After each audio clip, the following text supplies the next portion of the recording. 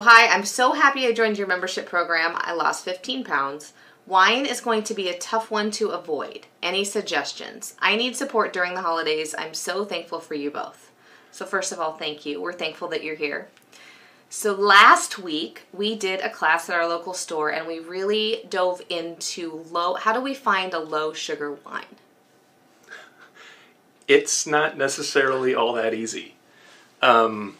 There are a couple of companies out there that kind of focus on this. One that we know of is called Dry Farm Wines.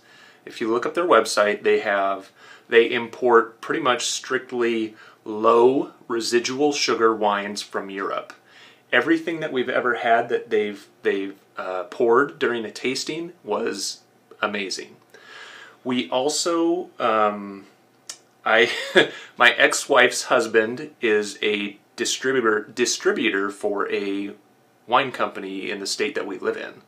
And since we have a good relationship, we always reach out to him when we have questions like these, and we're like, can you do a pouring for us for keto wines?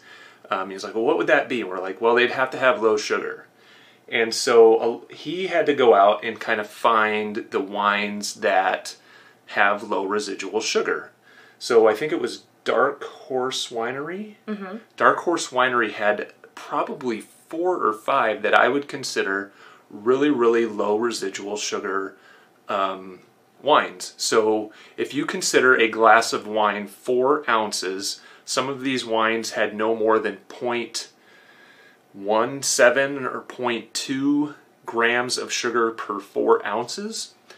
Now, let's talk about the effect of alcohol, just alcohol.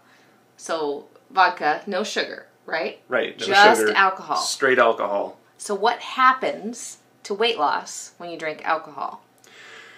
Alcohol will take priority as a fuel source over all other available fuel sources. Because the body has no way to store alcohol. So it clears it. So it will turn off lipolysis or fat burning until it's cleared.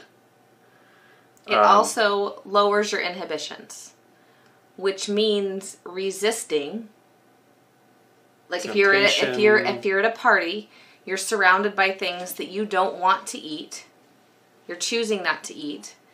It's going to lower your inhibitions, meaning you may find yourself eating something that you didn't intend to eat. So those are things to think about in advance of going to the party. So we have a gathering with your boss. I don't know if you have a company party again this year. We have a number of different holiday things that we go to as a couple. And so what do? We will probably take something with us that works for us. So we're going to do a meat and cheese board, and we will take that. Your local grocer, if they have a nice deli department with cheeses, a lot of times they can put something together for you. And we're fortunate enough that we have like an artesian cheese place in our deli. Yeah. And some like if you have a local, like there are local meat shops, meat and cheese shops. Places like that are great places to go to learn about different cheeses and different meats. There's like a whole world there that I didn't even know existed. And I would even challenge you to, if you're having a problem finding a wine, you're going to have to talk to some people, right? You're going to have to talk to, I guarantee you, there are some people that are extremely passionate about wine at your grocery store or at the liquor store, wherever whatever your state setup is for selling liquor and alcohol.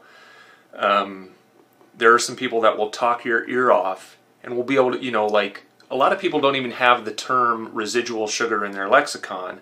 If you come in and say, hey, I need a wine with a low residual sugar. With a low residual sugar, right? And they go, how low? As low as you can find me. Right. So some of these in the entire bottle had less than 1 gram of residual sugar, right? A lot of it will be measured per liter, but a lot of wine bottles are 750 milliliters, so you have to multiply times 0.75, right? Do a little bit of your own math.